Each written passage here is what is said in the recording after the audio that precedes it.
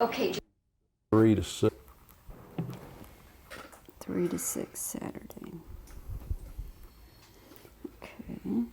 Now, do you have any other book things? You had the one. I had the one at Taylor's, and then I've got the, and then in December, the TCU book. I sure will. I've got a bunch of Bobbie Wygants on my VCR from my shows. Yeah. I mean, you know. Yes. Yeah. Not all of our many times on television together was before I had VCR. Mm-hmm. So I don't have any of those. Yeah. And I'm rolling. All right. Well, Elston, what a joy this is to be here in your, you call it your study? Some people have called it a simple little shrine. The Elston Books Shrine. Right.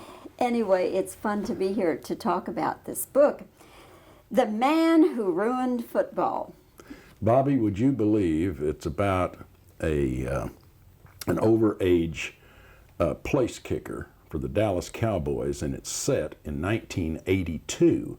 You'd be surprised how many people think when they hear the title and the Cowboys that it's about Jerry Jones. Well, let me ask you if you've had any reaction from any Cowboys or Tom Landry. No, not from any of them yet, but I have, of course, sent it to them. Haven't heard from a single one of them, and I didn't really send it to the new regime, but I did send it to Tom and Tex and Gil Brandt and all those, but and Don Meredith, and haven't heard from them. What was your inspiration? Oh, my inspiration was back in 1982. I had an idea for a novel. I'd written 4 other books, but never a novel. And it was about what would happen if you were a place kicker who could not miss. Because I was a frustrated place kicker at Pascal High School back in 19. And so I went out to Thousand Oaks and stayed with the team for a while to soak up atmosphere, to just be sure that I knew what I was talking about. And then I came back and I wrote 4 chapters and was real enthused, and then I went dry on it. And so last year I said, I'm going to get that off the shelf, and sure enough, it sold. And I've been very happy with the success on it so far. Was it an easy sale for you? It was easy for me if you've been turned down as many times as I have. I sold it on third publisher. So I felt pretty good about that. As you were writing it, Elston, you must have vicariously been living the character. Oh yeah. I was living the character. As a matter of fact, the ages in there, everything, is all what I was in 1982. That way you don't get mixed up on it. Oh, I lived every bit of it, and where I went out to football fields and I paced off measurements, and I felt what the goalposts feel like in the summer sun and things like that. Yeah, I lived it all. Do you know any of the Dallas Cowboys you write about in the book? Well, only that I met them in 1982. I wouldn't say I know them, I met them, but for instance, I spent a lot of time with Raphael Septien learning how does a kicker feel and everything, and John Dutton and some of the others, but I wouldn't say I know them. Did they understand the premise of the book? No, I never told anybody the premise of the book because I was afraid the idea might get stolen if it went around. As a matter of fact, I've had a couple of movie nibbles on it, and one person said that they would love to take it, except they represent Martin Mull, and Martin Mull has written a movie script about a place kicker. So therefore they felt it would be a conflict of interest. And so, no, I never tell anybody the plot. The idea that this man could kick from one goalpost to the other through the uprights is just so incredibly funny to me. Well, and I thought that, and then came the idea was, what would happen if you never miss. Well, I'm going to tell you, it would turn the game into a yawner, and that's why he's the man who ruined football. The Cowboys are completely invincible with this man. And so there goes the game. What do you think about the current Cowboy team? Well, I think I'm excited about the current Cowboy team because I just can't wait to see what they're going to do. I mean, I have many, many, many loyalties to the old regime, and I don't like the way things were handled. But I am excited about the new team just to see how they can do. Elston, if you had your life to live over again and you had a choice of being a Dallas Cowboy or a journalist, which way would you go? I would have to be a journalist because if I was a Dallas Cowboy, that would mean that I could only see one game on Sunday. In other words, this way I can see 3. I love football. Hang on just a second, Jimmy.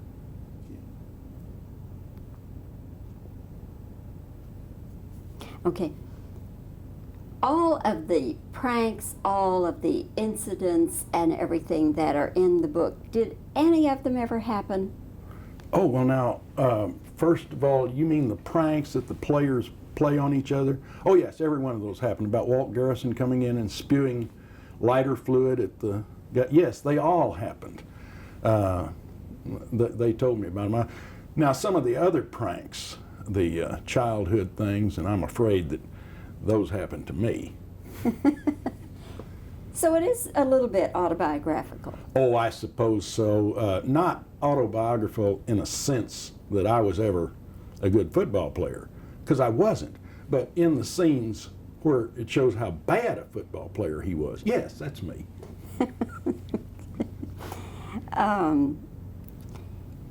Elston, seeing your book in print and all that goes with it, as compared with years of writing a column, are they different thrills? There is no thrill like seeing your byline in the paper for the first time, but I've seen that for 40 years. There is absolutely no thrill like walking past a store window and seeing them all stacked up there. And I guess the only thing that could be worse than that would be to walk by the next week and see that they're still all stacked up there.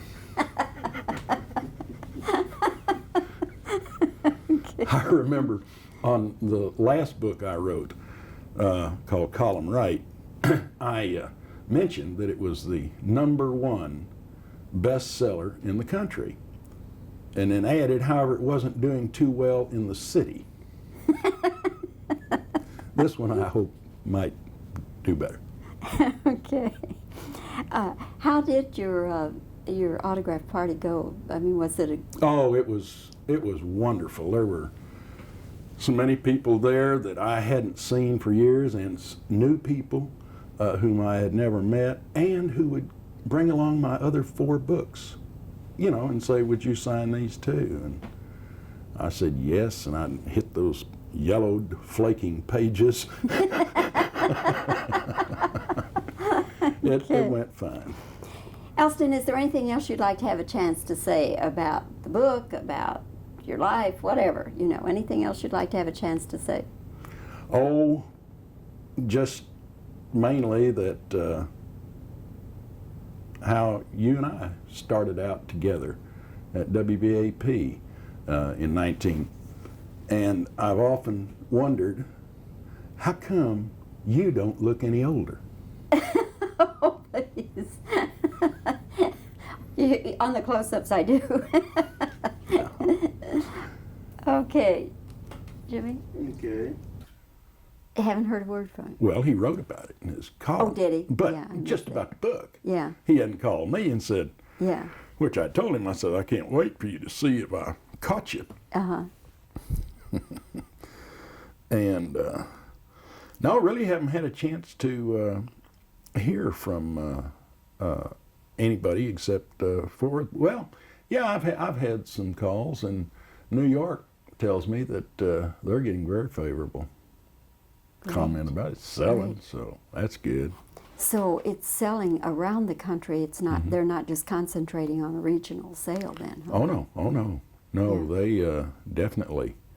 If they're concentrating on anything, it's the 28 NFL cities, or the 28 teams. You know, Los Angeles has, Los Angeles has 2, and New York has 2. So I guess it'd just be 26 cities. They're in the scene.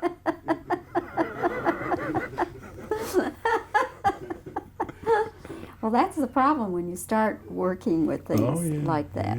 And also, if you have a clock in the scene, as you know, that can really mess you up. Yep. Because if you stop... I'm rolling. I see, I think I've forgotten how, but no, it doesn't matter. I guess I'll just sit like this. Get organized. Okay.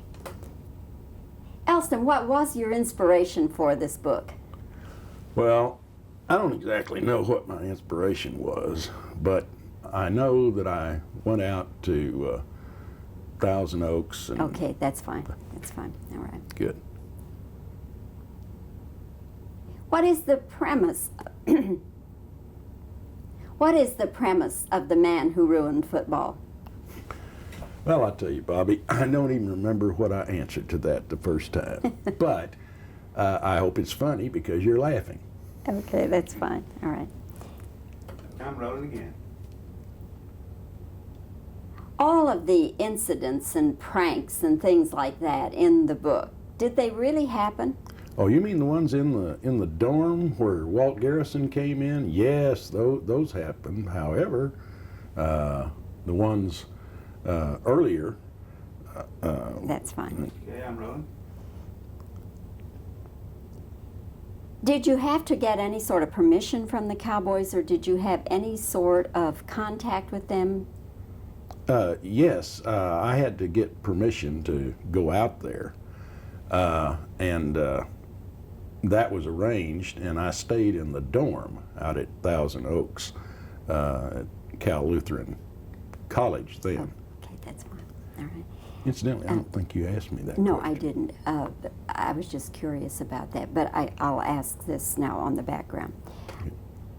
What kind of preparation or background did you do for this? Well, I went out to Thousand Oaks, and as a guest of the Cowboys to soak up atmosphere. Okay, that's fine. Good. Okay. Okay. I'll ask you about the place kicking, and then for the Septien question. All right. How do you seem to know? In the book, you seem to know a lot about place kicking. How did you learn that?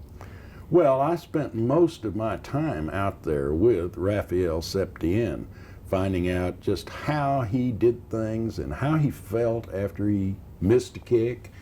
And although my hero wasn't going to miss a kick, but I didn't let them know. All right. That original question, I believe, was, did you get to know any of the Cowboys? Yeah. Okay, let's try it that way too. Well, it doesn't make me any difference. Well, just for the cutting, to see, to give them a choice of cutting. Okay. Did you actually get to know any of the Cowboys? Well, I got to meet the people that I wrote about, but I never really got to know them.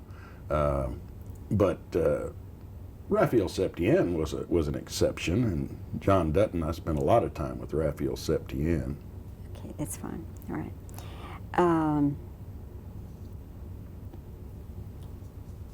Elston, how would you compare the thrill of writing a novel as with writing a column, as you have done for so many years? Well, Bobbie, there's absolutely no thrill like seeing your byline in a newspaper. But I've seen that for 40 years. But when my books first started coming out, walking by a store window and seeing them there, there is no greater thrill than that. Okay.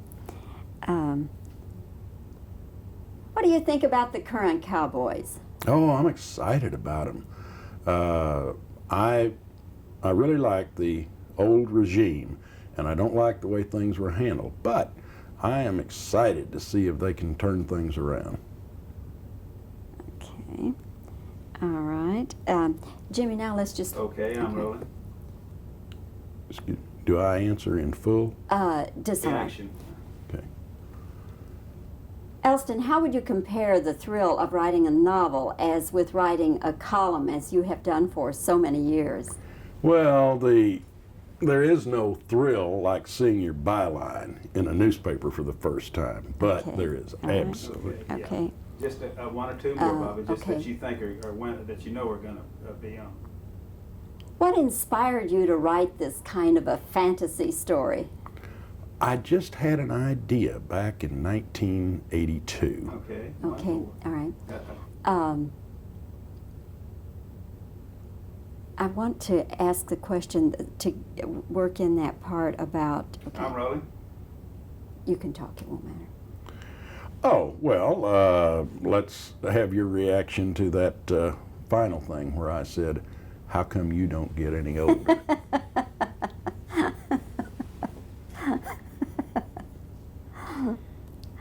Okay. You want me to talk some more? Mm. Hmm? No, he's still doing you. Mm. Oh, okay. Long takes. I can take my thumb off. I learned that in a Laurel and Hardy movie when I was 10. Been taking it off ever since. And let's see, what else can I say that would be funny? I don't know, I've just That's been probably, so funny. Jimmy, don't you think that... How do you describe your collection? Is it a complete collection of, or... You might as well say a complete collection. It's not. Okay. But, well, you could say 250. Where do you see that? I'll have to look away from my lens to see where to orient myself. Dick Tracy and the Bicycle Gang. You know, every time I see a story, and you see them all the time, it is selling that for anyone who wants to pay that. And collectors have got them. And I bet you money that this collection, and that's the main thing, Little Orphan Annie and the Chiseler. And, you know, I'll just refer to it, Oh, you know, Jimmy, buy them and see me youth. I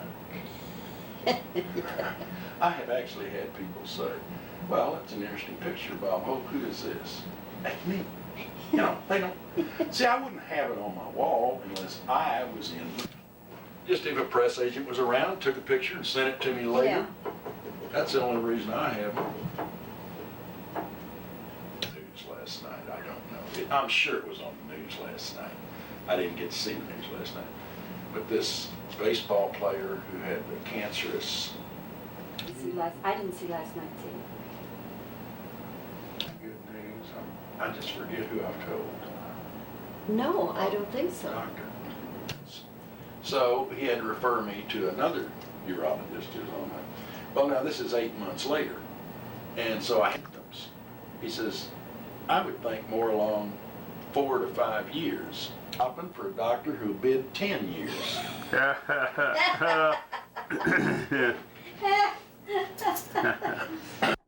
I didn't touch And I thought it was one of yours, and it's No. mine. No, I didn't turn a thing. Oh, well, darn. That's Channel 8's Kennedy, all day long, Yeah. on which I am on it. Uh-huh. Let me tell you, It's going to be repeated. I wanted to see it because people tell me that I was on it. Yes, you're in it. And when will it be repeated? I didn't get to It's see it. sometime in September. Bringing it up to the present, but I don't have any, nibbles on that. It ends in 1980. So, how long actually have you been writing the column? Since 1949, but I've been at the Star Telegram since 48. And you were, before that, a reporter. Police right away. The engineer, the big tall engineer, Bob Faust, or? no, he's retired now, but I want to wait till Jimmy's face is Okay, I'll be through here in just a second.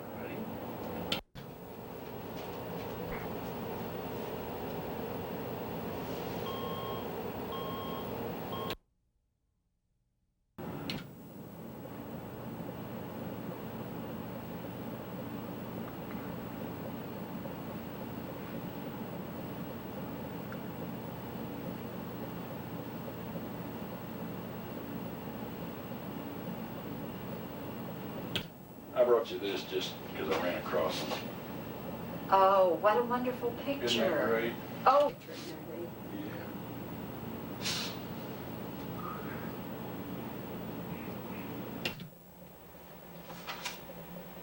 Because that's really how I first knew you. Yeah. Was your coming to the radio station. Well, see. But it was always Ballads by Brooks. Well, it became a disc jockey, then it became the Elston Brooks Show. Oh, okay.